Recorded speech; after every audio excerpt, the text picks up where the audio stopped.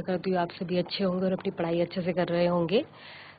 आज हम class 12th chapter 5 continuity and differentiability, जिसका आधा पार्ट हमने पहले सेशन में कंप्लीट किया था, उसका जो फर्स्ट टॉपिक है कंटिन्यूटी, उसको आगे पढ़ेंगे। So let's go to smart board and start the class.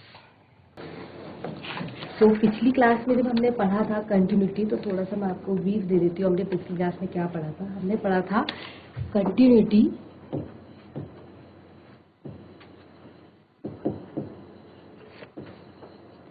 of a function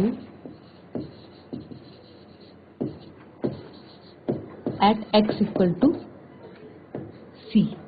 हमने पढ़ा था continuity of a function at x equal to c। किसी बिंदु पे आप किसी फलन की सातत्यता को कैसे चेक करते हैं। तो हमने देखा था, उसके दो फॉर्मूले हमने देखे थे। एक था limit x tends to c fx is equal to fc। इसी को थोड़ा और एक्सपेंड करके लिखे तो हम इसे लिखते थे क्या, limit x tends to c minus fx is equal to limit x tends to c plus fx is equal to fc। इसको लेफ्ट हैंड लिमिट बोलते हैं और इसे राइट हैंड लिमिट। हमने देखा था जो ये वाला जो आपका फॉर्मूला होता है, ये आप कब यूज करते थे? जब आपके पास फंक्शन कैसा होता है, जो फंक्शन होता है उसकी कैसी होती है, सिंगल डेफिनेशन।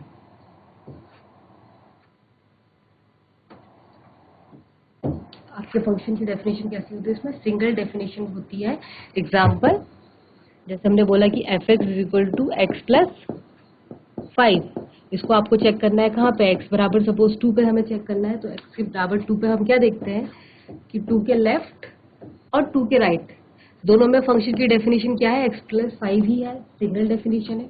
तो यहाँ पे हम ये वाला फॉर्मूला यूज करते थे। ठीक, आगे हमने क्या देखा था, ये वाला left and right hand limit आप लोग कब निकालते हैं? जब आपको क्या करें, फंक्शन कैसा होता है आपका,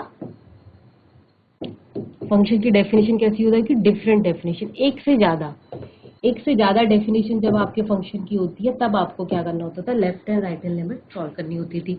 example, fx is equal to, suppose हमने मॉड x पे चेक करना है, x बराबर 0 पे। तो हमें पता है मॉड x के दो डेफिनेशन होगी, माइनस x कब, जब x जो होगा 0 से छोटा होगा, और x कब, जब x जो होगा 0 से बड़ा या उसके बराबर होगा। तो यहाँ पे x 0 जो है, 0 के लेफ्ट और 0 के राइट दोनों पे डेफिनेशन कैसी है, फंक्शन की अलग अलग है। इधर माइनस एक्स और इधर क्या है, एक्स है। तो इस केस में हमको क्या यूज करनी थी, left hand right hand limit वाला फॉर्मूला यूज करना था। तो चलिए इसकी कुछ और क्वेश्चन हम लोग सॉल्व करते हैं आगे। ये आपके पास क्वेश्चन है, आपकी एक्सरसाइज 5.1 क्वेश्चन नंबर आपके पास ही जो ये है, क्वेश्चन नंबर 15 आपका है ये।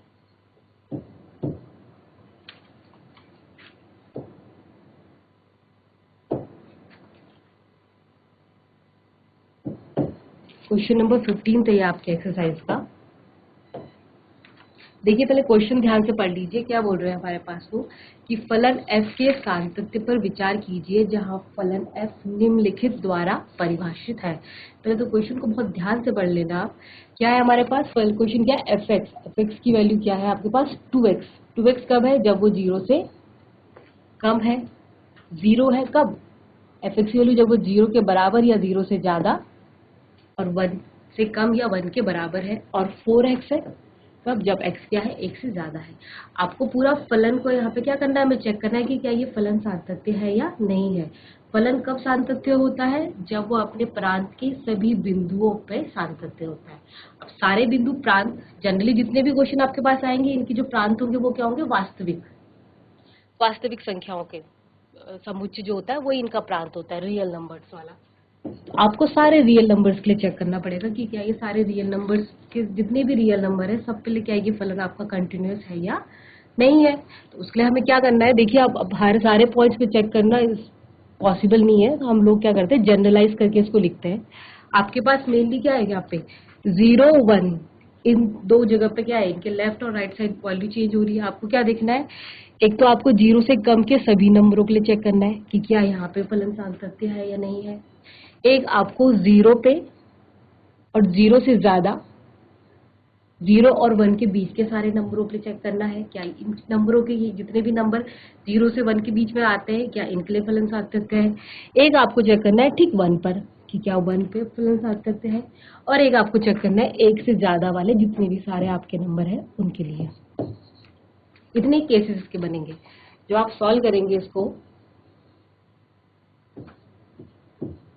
पहले क्वेश्चन लिख लेंगे हम लोग। क्वेश्चन क्या है हमारे पास, f(x) = 2x कब, यदि x जो है आपका 0 से कम है। 0 है कब, यदि x जो है 0 से ज्यादा या उसके बराबर लेकिन 1 से कम या उसके बराबर है। और 4x है, 4x कब है, जब यदि x जो है 1 से ज्यादा है। उतने केसेस बनेंगे इसके, अलग अलग 3-4 केसेस आपके बनेंगे। तो फर्स्ट केस जो आपने लेना है वो क्या लेंगे, हम कोई एक नंबर ले लेंगे आर्बिट्री, जनरलाइज करके लिखेंगे क्योंकि 0 से कम बहुत सारे नंबर है, सबके लिए हम लोग नहीं शो करेंगे। तो हम लेते हैं सपोज एक नंबर है, यदि c, एक नंबर आपने c ले लिया जो कि क्या है, रियल नंबर बिलोंग करता है, रियल नंबर पे बिलोंग कर रहा है। कोई भी नंबर है c जो कि क्या है, एक रियल नंबर है। और ये c कैसा है, c जो है 0 से कम है।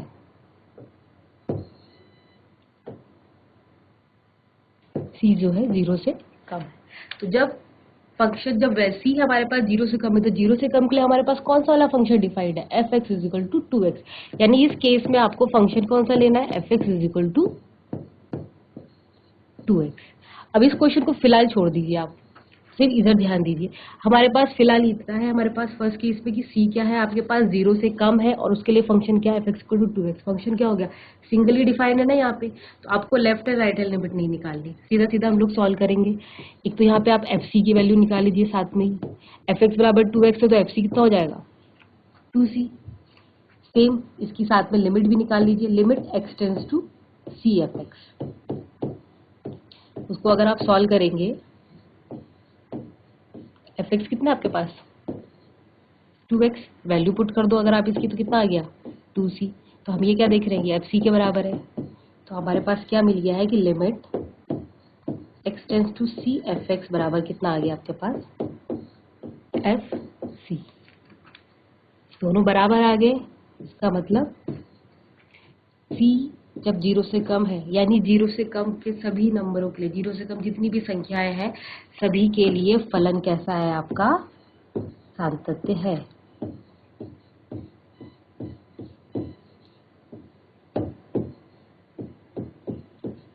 तो ये आपका फर्स्ट केस हो गया जिसपे हमने 0 से कम के लिए सारे नंबर्स चेक कर लिए कि क्या 0 से कम के लिए फलन कंटिन्यूअस है। तो 0 से कम के सभी नंबरों के लिए फलन कैसा हो गया हमारे पास, कंटिन्यूअस हो गया है।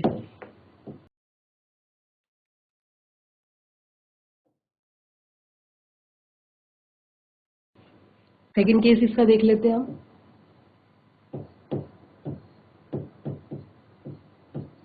यहाँ पे हमने कौन सा नंबर लेना है, 0।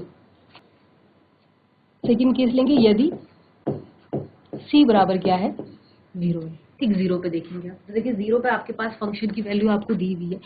0 पे हमारे पास जो फंक्शन है दो तरीके से डिफाइन हो रहा है, एक 0 से कम के लिए अलग है और 0 से ज्यादा के लिए फंक्शन कैसा है आपका, अलग है। 0 से कम के लिए फंक्शन क्या हमारे पास, 2x है।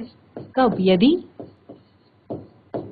x जो है 0 से कम है और एक वैल्यू आपके पास क्या है, 0 है। यदि x क्या है, इस तरीके से डिफाइंड है आपके पास, थर्ड पार्ट हम नहीं लिख रहे। ठीक ठीक 0 पे आप क्या देखेंगे, 0 के लेफ्ट में फंक्शन अलग तरीके से डिफाइंड है, 0 के राइट में फंक्शन अलग तरीके से डिफाइंड है। तो 0 के लिए जब आपको चेक करना पड़ेगा तो आपको left hand right hand limit सब निकालनी पड़ेगी। लेफ्ट हैंड लिमिट हम पहले 0 पे निकाल लेते हैं।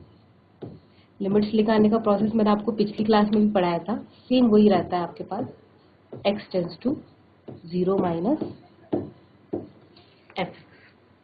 तरीके से लिखते हैं हम। नेक्स्ट स्टेप क्या होता है हमारा, 0 से कम जाना है, 0 के लेफ्ट जाना है, कितना जाना है, 0 से लेफ्ट जाना है आपको h लेफ्ट जाना है, और वो h कैसा होगा, h टेंड्स टू 0। ठीक, तो limit h tends to 0। F zero minus h यानी जीरो से कम, तो जीरो से कम के लिए फंक्शन कौन सा वाला है 2x, ये वाला तो लेना है, f x is equal to 2x। अब f x is equal to 2x है ना, तो एफ जीरो माइनस एच कितना हो जाएगा, F two zero minus H. Value आप इसमें पुट कर दीजिए एच की, तो जब हम एच की वैल्यू रखेंगे यहाँ पे, एच की वैल्यू जीरो है, सॉल्व करेंगे इसको तो कितना आ गया, ये जीरो ही आएगा। सेम राइट हैंड लिमिट भी निकालिए ऐसी, limit x tends to zero plus f x, इसको सॉल्व करेंगे अगर हम, limit x tends to zero, zero plus f x के लिए कितना क्या लिख देंगे यहाँ पे, जीरो प्लस एच, और एच कैसा है, एच टेंस टू जीरो।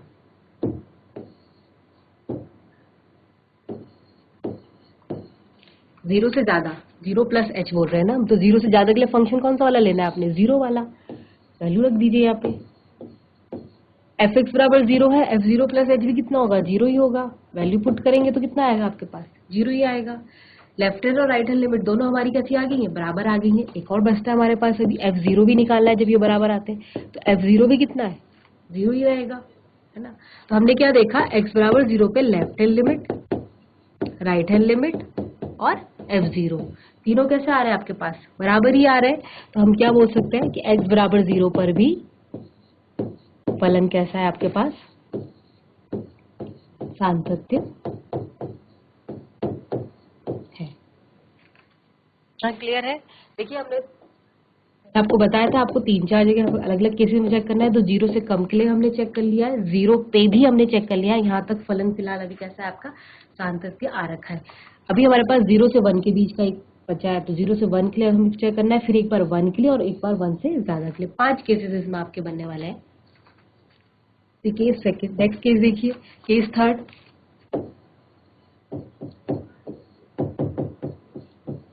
यदि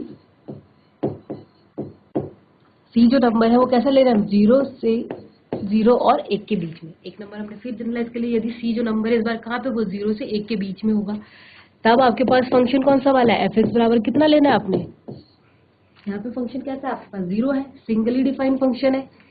एफ एक्स 0 है, एफ सी भी 0 ही होने वाला है। लिमिट भी अगर आप सॉल्व करें, x tends to c f x, वो भी कितनी आएगी आपके पास, 0 ही आएगी, जो कि एफ सी के बराबर है। यानी जब आपका सी 0 से 1 के बीच में है, तब भी आपका फलन कैसा है, सातत्य है।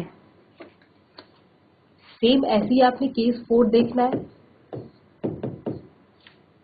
हमारे पास हमने 3-4 चेक कर लिए, यहाँ पे हमारे पास 0 से कम के लिए आपने चेक कर लिया है, 0 पे आपने चेक कर लिया है, 0 से 1 के बीच में भी हमने चेक कर लिया। अभी नेक्स्ट करते हैं 1 पे चेक करिए। सी बराबर, यदि आपने सी बराबर कितना लिख लिया 1, तब आपके पास फंक्शन कैसा है, देखिए जब सी आपने 1 लिया है तो 1 के लेफ्ट और राइट अलग अलग डेफिनेशन है, 0 और क्या है हमारे पास 4x। 0 है कब, जब ये x क्या है 1 से कम, और 4x से कब, जब x क्या है 1 से ज्यादा। तो 1 के लेफ्ट और 1 के राइट में फंक्शन अलग अलग डिफाइंड है, तो यहाँ पे फिर से हमको क्या निकालना पड़ेगा, लेफ्ट हैंड और right hand limit. Left hand right hand limit process same है, आपको कई बार बता दिया है, इसको फटाफट से हम लिख लेते हैं। Limit x tends to 1 minus f x, आगे सॉल्व करें इसको तो क्या आगे वह same process, h tends to 0, कितना लेफ्ट जा रहे हैं, एच लेफ्ट जा रहे हैं, और एच कैसा है, एच टेंस टू 0 है। एच से कम के लिए कौन सा वाला फंक्शन लेना है आपने, एच से कम के लिए 0 वाला, वैल्यू पुट करेंगे तो कितना आने वाला है, ये 0 ही आने वाला है ना। राइट हैंड लिमिट अगर आप इसकी निकालें,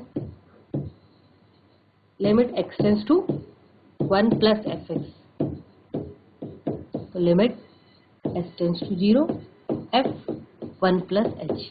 1 से ज्यादा जा रहे हैं हम, 1 के राइट जा रहे हैं, कितना राइट जा रहे हैं, एच राइट जा रहे हैं, और वो एच कैसा है, एच टेंस टू 0 है। 1 से ज्यादा के लिए फंक्शन कौन सा वाला लेना है आपने, 4x वाला लेना है, तो लिमिट एच टेंस टू 0। देखिए एफ एक्स 4x है, तो एफ 1 प्लस एच कितना हो जाएगा 4, 1 प्लस h वैल्यू पुट अगर आप कर दें तो कितना आने वाला है ये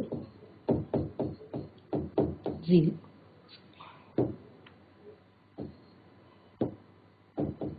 4। तो हमें क्या देख रहे हैं x बराबर 1 पे हमें क्या देख रहे हैं कि x बराबर 1 पे लेफ्ट हैंड लिमिट और राइट हैंड लिमिट दोनों कैसी आई हैं, अलग अलग आ गई है। तो फंक्शन कैसा हो जाएगा, डिसकंटिन्यूअस। c जब c आपके पास 1 है, c बराबर 1 या स्लैश x बराबर 1 जो भी आप लिखना चाहें, लेफ्ट हैंड लिमिट और राइट हैंड लिमिट दोनों यहाँ पे कैसी हैं, बराबर नहीं है। तो फंक्शन क्या हो गया हमारा यहाँ पे x। अभी तक हम फंक्शन हमारा कंटिन्यूअस चल रहा था, माइनस इन्फिनिटी से जब हम नंबर तक चल रहे थे 0 पे भी कंटिन्यूअस था, 0 से ज्यादा वाले नंबरों पे भी कंटिन्यूअस था, लेकिन जब हम ठीक 1 पे आए तो 1 पे फंक्शन कैसा हो गया हमारा, डिसकंटिन्यूअस हो गया है। तो x बराबर 1 पर फलन असांतत्य है। फंक्शन फिलहाल सिर्फ एक जगह का डिसकंटिन्यूअस हुआ है, कहाँ पे, 1 पे। अभी हमारे पास एक केस और बचा हुआ है, एक से ज्यादा वाले नंबर। एक से ज्यादा वाले नंबरों के लिए अगर आप देखें केस फिफ्थ, यदि c जो नंबर है वो क्या हो, एक से ज्यादा। तो जब c एक से ज्यादा है तब आपको पास फंक्शन कौन सा वाला लेना है आपने, fx is equal to 4x। Singly defined function है। वैसे आपको मैं बता दूं ये बहुपदीय फलन होते हैं और बहुपदीय फलन ज्यादातर हमेशा सार्थक होते हैं, आपको इनको ज्यादा चेक करने की जरूरत नहीं होती, आप डायरेक्ट भी लिख सकते हैं, इक्वल टू 4c। लिमिट भी निकाल दीजिए,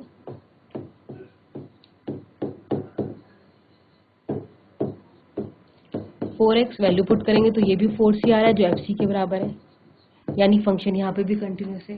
तो हमने क्या देखा कि फलन आपका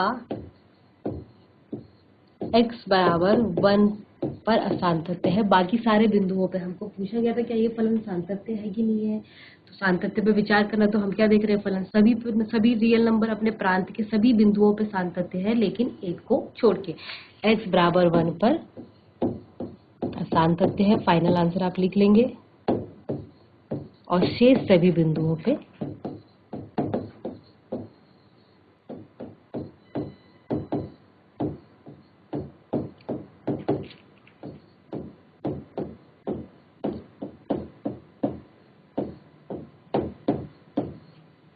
ये इस तरीके से आपके बाकी क्वेश्चंस भी है। आपके एक्सरसाइज के क्वेश्चन नंबर 14, 15, आपके एक्सरसाइज के क्वेश्चन नंबर 1 to 16 लगभग इसी तरीके से आपको कहीं पर किसी बिंदु पे फलन की सान्तत्यता चेक करनी है, कहीं पर आपको उसकी फलन की सान्तत्य पे विचार करना है, सारे प्रांतों के लिए चेक करना है। स्टेप सबके लगभग सेम ही है ना, आप नोट कर लीजिए। फिर हम नेक्स्ट क्वेश्चन सॉल्व करते हैं। देखिए नेक्स्ट क्वेश्चन आपके पास एक्सरसाइज का 17th क्वेश्चन, ये नेक्स्ट टाइप का क्वेश्चन है। ये एक टाइप तो आपके लगभग सारे ऐसे ही सान्तत्य पर विचार करने वाले। एक क्वेश्चन आपके पास ये है, क्वेश्चन ध्यान से पढ़िए कि a और b के उन मानों को ज्ञात कीजिए जिनके लिए fx बराबर ax प्लस 1, यदि क्या है, x क्या है आपके पास 3 से कम या उसके बराबर है, और fx क्या है bx प्लस 3, यदि x क्या है 3 से ज्यादा है, पर द्वारा परिभाषित फलन x बराबर 3 पे सतत है। यहाँ पे आपको क्या दे दिया, फलन x बराबर 3 पे बोल दिया है कि ये फंक्शन x बराबर 3 पे कंटिन्यूअस है, आपको a और b के मान निकालने हैं। तो सॉल्व करेंगे इसको तो किस तरीके से लिखेंगे हम, देखिए जो हमें क्वेश्चन में दिया हुआ है वो हम पहले लिख लेते हैं। हमारे पास एक तो फंक्शन आपको दे रखा है fx is equal to x plus 1, कब, यदि x जो है 3 से कम है, और एक आपको दे रखा है bx प्लस 3, यदि x जो है 3 से ज्यादा है। साथ में आपको दिया कि क्योंकि आप लिख देंगे क्योंकि x बराबर 3 पे, क्वेश्चन में आपको दिया है x बराबर 3 पर फलन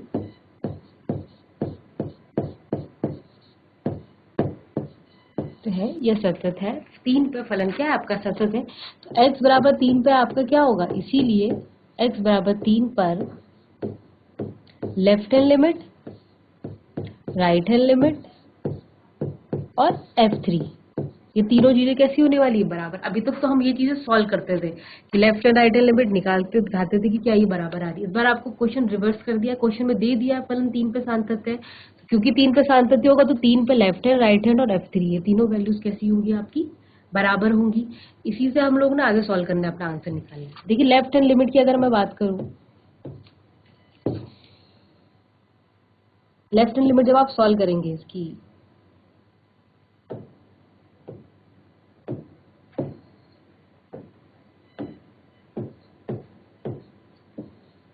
x tends to 3 minus fx, इस तरीके से लिखेंगे हम।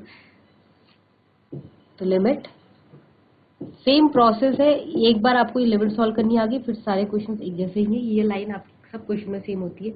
3 माइनस 3 के लेफ्ट जाना है, कितना लेफ्ट जाना है, 3 माइनस h लेफ्ट जाना है, और वो h कैसे होने वाला है, 0। 3 माइनस h यानी 3 से कम, 3 से कम के लिए कौन सा वाला फंक्शन लेना है आपने, ax प्लस 1 वाला, यानी limit h tends to 0।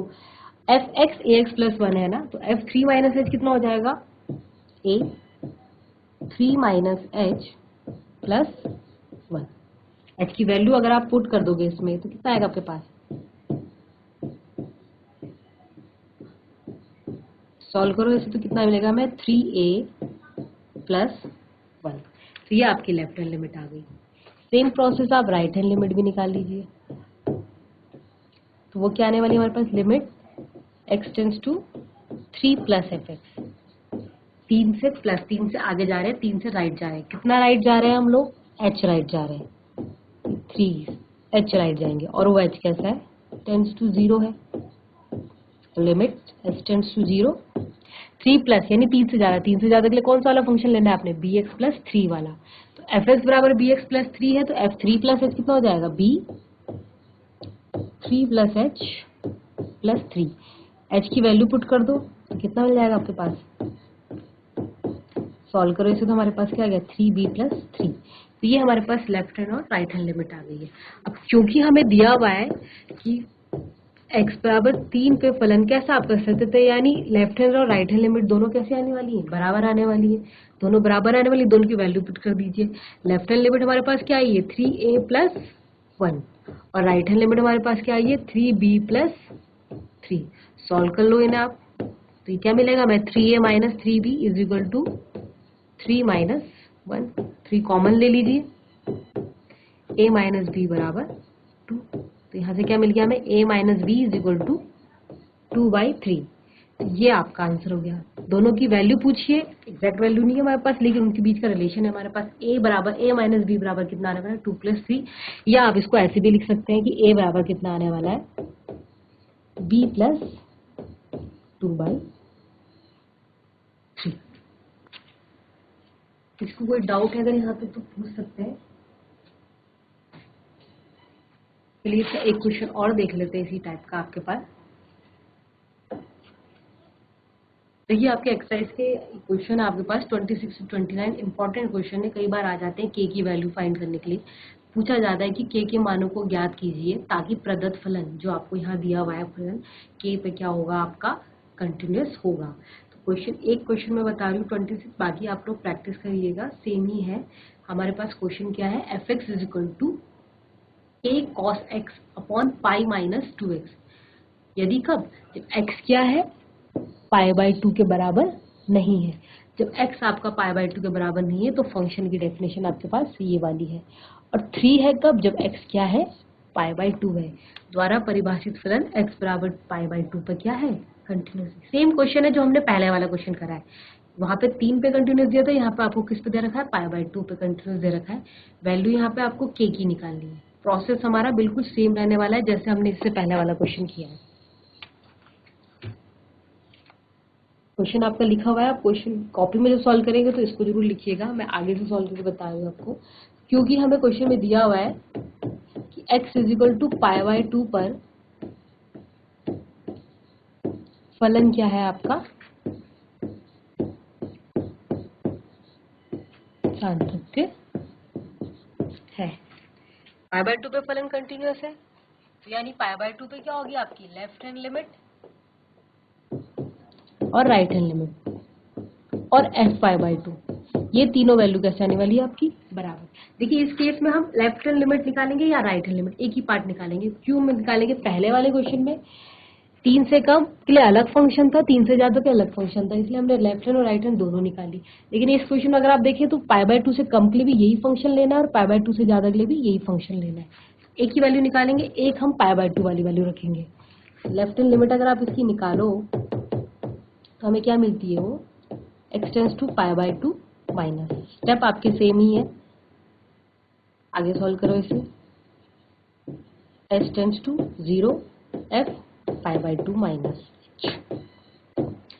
F x बराबर ये है, तो f π/2 माइनस एच क्या होगा, वैल्यू पुट कर दीजिए इसकी जरा। क्या हो जाएगा, ये k cos π/2 minus h upon pi minus 2 π/2 minus h. Important question, थोड़ा ध्यान से देख लीजिए, दोबारा मैं बता देती हूँ।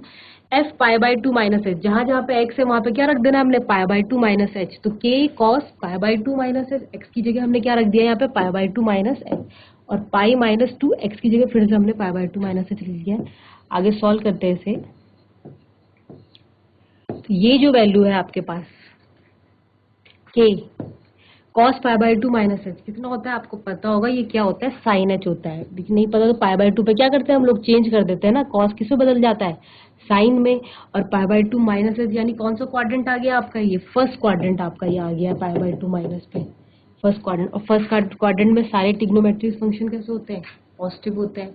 नीचे सॉल्व करिए तो पाई माइनस, ब्रैकेट खोल दीजिए तो कितना बन जाएगा, ये पाई प्लस 2h, पाई से पाई तो ये कैंसिल हो गया। तो हमारे पास क्या बचा, k sine h upon 2h। ये जो वैल्यू है आपके पास, हमें पढ़ा हुआ है कि limit x tends to 0 sine x upon x is equal to कितना होता है, 1।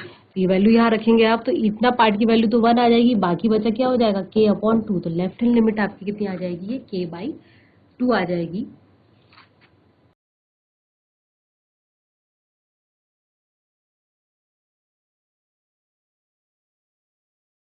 लेफ्ट लिमिट आपकी k/2 आ गई है। f/2 अगर आप निकाले, f/2 आपको डायरेक्टली दिया हुआ है, कितना है वो, 3 है। तो क्योंकि फलन x बराबर π/2 पे सातत्य है, इसका मतलब left hand limit, right hand limit और f/2 तीनों क्या होने वाले आपके, बराबर होने वाले। लेफ्ट हैंड लिमिट आपकी कितनी है, k/2 है, और f/2 कितना आपके पास 3। सॉल्व करो यहाँ से, तो k कितना आ गया हमारे पास, 6। इस टाइप के क्वेश्चन ये भी आते हैं आपके पास एक्सरसाइज में। इंपॉर्टेंट क्वेश्चन है ये, जनरली ज्यादातर कई बार आता है, तो इसको जरूर ध्यान से सॉल्व करिएगा। चलिए फिर आगे बढ़ते हैं। लेकिन नेक्स्ट ये पार्ट है आपके पास, एक प्रमेय है, इसे थोड़ा ध्यान से देख लीजिए। हमारे पास क्या है कि मान लीजिए कि f और g इस प्रकार के दो वास्तविक मान्य फलन है कि c पर फॉग, f और g, फॉग आपने पढ़ा होगा, कंपोजिशन ऑफ फंक्शन होते हैं, c पर फॉग परिभाषित है। यदि c पर g तथा g c पर f सतत है, तो c पर फॉग भी क्या होगा, सतत होगा। ठीक है, सिंपल लैंग्वेज में इसको थोड़ा मैं बता दूं आपको, आपने रिलेशन फंक्शन तो पढ़ा होगा, कंपोजिशन ऑफ फंक्शन। तो क्या होता है हमारे पास, एक फंक्शन अगर कोई होता है एफ एक्स, जैसे हमारे पास ये दिया हुआ है साइन एक्स स्क्वायर, ये दो फंक्शनों से मिलके बना हुआ है, इसी को कंपोजिशन ऑफ फंक्शन बोलते हैं, जो यहाँ पे फॉग की बात की जा रही है। अगर मैं एक फंक्शन ले लूं जी एक्स, सपोज मैंने एक फंक्शन लिया साइन एक्स, और मैंने एक फंक्शन और लिया एच एक्स, इसको मैंने ले लिया एक्स स्क्वायर। अगर मैं g, जैसे यहाँ पे फॉग लिखा है, वैसे अगर मैं यहाँ पे g ऑफ h लिखूं, g ऑफ एच एक्स, ये कैसे बन रहा है आपके पास, g h x, इस तरीके से बन रहा है ये। देखिए g h x क्या है हमारे पास, एक्स स्क्वायर, इसकी वैल्यू यहाँ रख देते हैं, यानी g ऑफ एक्स स्क्वायर। अब g x आपके पास साइन x है, तो g x स्क्वायर क्या हो जाएगा आपके पास, साइन एक्स स्क्वायर। ये और एफ एक्स दोनों सेम आए ना, तो हम क्या बोल सकते हैं कि एफ एक्स जो है दो फंक्शनों के कंपोजिशन से बना है, जी और एच एफ एक्स, इस तरीके से। तो यहीं पे यही बोल रहे हैं, प्रमेय में हमें यही बताया जा रहा है कि अगर जी कंटिन्यूस है, जी फलन जी सतत है और एच भी क्या है, सतत है, तो एफ भी क्या होगा, सतत ही होगा, एफ भी कंटिन्यूस होगा। तो यहाँ पे यही हमें सॉल्व करना होता है सीधा सीधा। आपको क्या देखना है, f x equal to sine x square है, पहले आपको ये ढूंढ लेना है कि ये किन दो फंक्शनों से मिलके बना है। तो ये जी एक्स एक साइन एक्स से मिलके बना है और एच एक्स एक्स स्क्वायर से मिलके बना है। ठीक, तो हम सीधा सीधा लिख देंगे यहाँ पे कि जी एक्स, देखिए जी एक्स एक्स स्क्वायर है, ये एक बहुपदीय फलन है। बहुपदीय फलन आपके पास ज्यादातर कंटिन्यूअस होते हैं, ज्यादातर क्या हमेशा ही कंटिन्यूअस होते हैं। और एच एक्स आपके पास साइन एक्स है, साइन कॉस टेन, ये भी आपके पास कंटिन्यूअस होते हैं। तो हम सीधा लिख सकते हैं कि जी एक्स और एच एक्स दोनों क्या है, सतत है। और एफ एक्स जो है इन दोनों के कंपोजिशन से बना है, इसीलिए एफ एक्स, क्योंकि एफ एक्स क्या है, इन दोनों के कंपोजिशन से बना है, वो हमने यहाँ शो कर दिया, आप चाहो तो दोबारा लिख लो, इनके कंपोजिशन से बना है। तो एफ एक्स भी क्या होगा आपके पास, सतत ही होगा।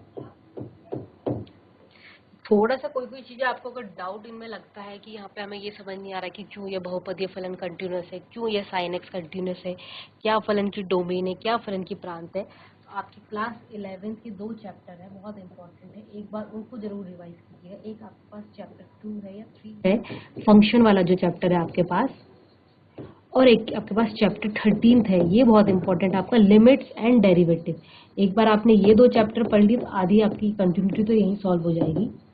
जो मैं ये बोल रही हूँ कि बहुपदीय फलन कंटिन्यूअस होता है, ये सब वहाँ पे लिमिट हमने सॉल्व करें, कई लिमिट्स के फॉर्मूले आते हैं, ये सारे आपके क्लास 11 के इन 2 चैप्टर में। तो एक बार इन 2 चैप्टर को जरूर एक बार वापस रिवाइज करिएगा, उसके बाद ये आपका आगे का कंप्लीट हो जाएगा।